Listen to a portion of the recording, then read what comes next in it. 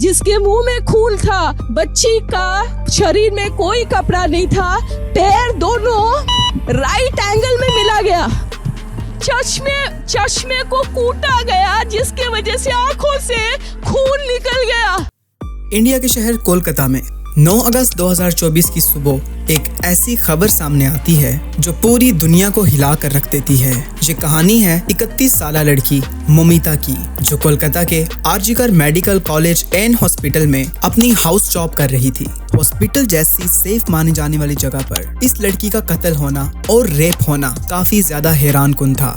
इस हादसे का खुलासा तब हुआ जब डॉक्टर की डेथ बॉडी का पोस्टमार्टम किया गया। पोस्टमार्टम की रिपोर्ट ने लोगों की रूह तक को हिला दिया। ये केस सिर्फ एक मर्डर का केस नहीं था, बल्कि इससे कई ज्यादा खौफनाक केस था। पोस्टमार्टम की रिपोर्ट से ये खुलासा हुआ कि उस डॉक्टर की मौत गला घोटकर की गई थी, इतनी ताकत से कि उस डॉक्टर का थायराइड कार्टिलेज भी टूट गया था। मौत से पहले डॉक्टर ने अपनी जान बचाने के लिए काफी ज्यादा तगोदो की, जिसका सबूत उनकी बॉडी पर लगे स्क्रैचेस से मिलता है। सबसे ज्यादा डरावना सच उस वक्त सामने आया जब डॉक्टर के प्राइवेट पार्ट पर जख्मों के निशान पाए गए। अब सिर्फ ये कत्ल का मामला नहीं था, बल्कि रेप के बाद किया गया एक खौफनाक कत्ल था। हॉस्पिटल के अंदर इतना बड़ा हादसा हो जाता है, लेकिन किसी को कानों कान खबर नहीं होती। क्या उस रात वहाँ पर ऐसा कुछ हुआ था जिसे जानकर आप गुस्से से बौखला जाएंगे? क्या उस रात वहाँ पर कोई और था जिसने इस खौफनाक कत्ल को अंजाम दिया?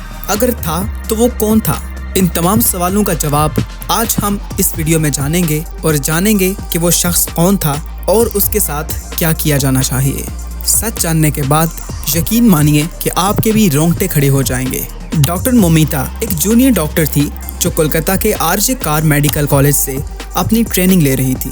दिन था 8 अगस्त 2024 का, और मोमिता दिन की तरह अपनी नाइट शिफ्ट पर होती हैं और वो अपना काम कर रही होती हैं। तभी रात के 11 बजे उन्हें अपनी माँ का फोन आता है, जैसा कि हर रोज आता था, क्योंकि पेरेंट्स को तो अपने बच्चों की फिक्र हर वक्त रहती है। माँ पूछती हैं कि तुम्हारी तबीयत कैसी है और क्या तुमने खाना खा लिया। इसके जवाब में मोमिता कहती हैं कि उनकी तबीयत बिल्कुल ठीक है, और ये कि अभी वो कुछ पेशेंट्स को देखने जा रही है। इसके बाद वो अपने दोस्तों के साथ मिलकर खाना खाने जाएंगी। अपनी माँ से बात करने के बाद मोमिता पेशेंट्स को देखने के लिए राउंड पर निकल जाती है। पेशेंट्स को देखने में और अपना काम खत्म करने में मोमिता को रात के 2 बज जाते हैं। इसके बाद वो अपने कलीग्स के साथ जाकर हॉस्पिटल के कैंटीन में ही बैठ जाती हैं। अब वो सब लोग खाना भी खाते हैं और साथ में कुछ बातें भी करते हैं। खाना खाते हुए और बातें करते हुए रात के 3 बज जाते हैं। डॉक्टर मोमिता थोड़ी सी थकान फील कर रही होती हैं, और थकान दूर करने के लिए हॉस्पिटल के 4th फ्लोर पर बने सेमिनार हॉल में जाकर वो रेस्ट करने लगती हैं। और रेस्ट करते करते सुबह के 7:30 बज जाते हैं, पर तब भी वो इस सेमिनार हॉल से बाहर नहीं आती,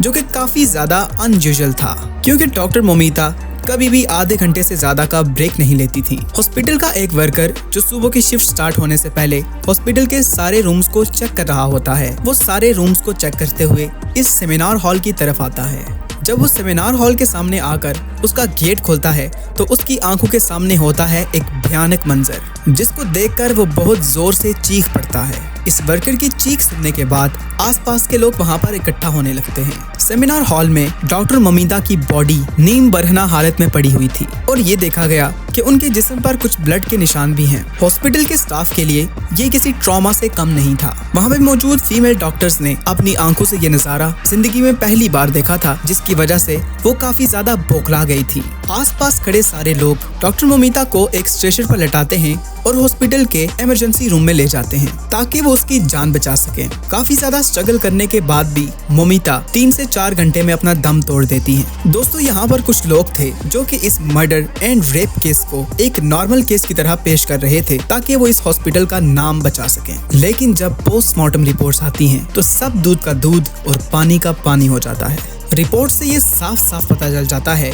कि मोमिता के साथ किसी ने जबरदस्ती गलत हरकत करने की कोशिश की, और जब वो अपने आप को बचाने लगी तो उसका गला घोट दिया गया और उसे मार दिया गया। ना सिर्फ इतना, बल्कि उसका बेदर्दी से रेप भी किया गया, जिसके बाद ये केस पुलिस को हैंड ओवर कर दिया जाता है।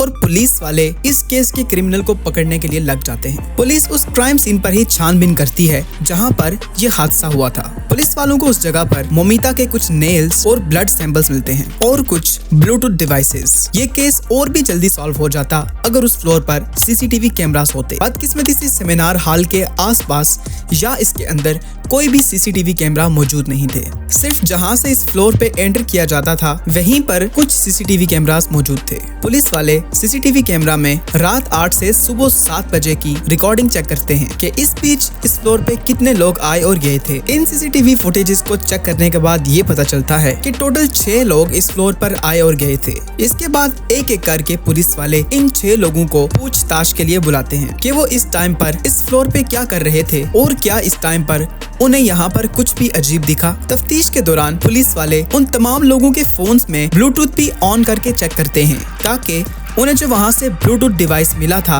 वो उनमें से किसी के भी फोन से कनेक्ट हो सके। जैसा कि आपको पता होगा कि अगर हम किसी भी ब्लूटूथ डिवाइस को फोन से कनेक्ट करते हैं तो अगली बार वो ऑटोमेटिकली कनेक्ट हो जाता है। और फाइनली पुलिस वालों की ये ट्रिक काम भी आती है क्योंकि ये ब्लूटूथ हेडसेट उन 6 लोगों में से एक आदमी के फोन से कनेक्ट हो जाता है और उस आदमी का नाम था संजय रॉय, जो कि एक सिविल वॉलंटियर था। सिविल वॉलंटियर वो लोग होते हैं जो कि पुलिस वालों की मदद के लिए लगाए जाते हैं। आपने अक्सर देखा होगा कि कुछ लोग ब्लू शर्ट्स में जब भी कहीं पे ज्यादा भीड़ भाड़ हो जाए तो उसे कम करने के लिए आ जाते हैं। ये लोग दरअसल सिविल वॉलंटियर्स होते हैं। तो अब पुलिस वालों को अपना पहला कातिल मिल चुका था, जिसके बाद वो संजय रॉय से काफी ज्यादा गुस्से से पेश आने लगते हैं ताकि उनको केस के बाकी क्रिमिनल्स भी मिल सकें। संजय रॉय पुलिस वालों की किसी भी बात का जवाब नहीं दे रहा होता क्योंकि वो काफी ज्यादा नशे में था। और कुछ टाइम के बाद संजय रॉय अपना गुनाह कबूल भी कर लेता है कि उसने ही डॉक्टर मोमिता को मारा है और उसका रेप किया है। इसके बाद पुलिस वाले कुछ और प्रूफ्स इकट्ठे करने के लिए